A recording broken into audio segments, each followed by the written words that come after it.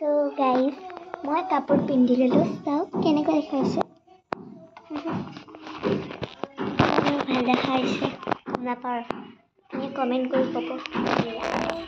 নিজে পিন্ধিছোঁ আপুনি চাব কেনেকৈ দেখাইছে অ'কে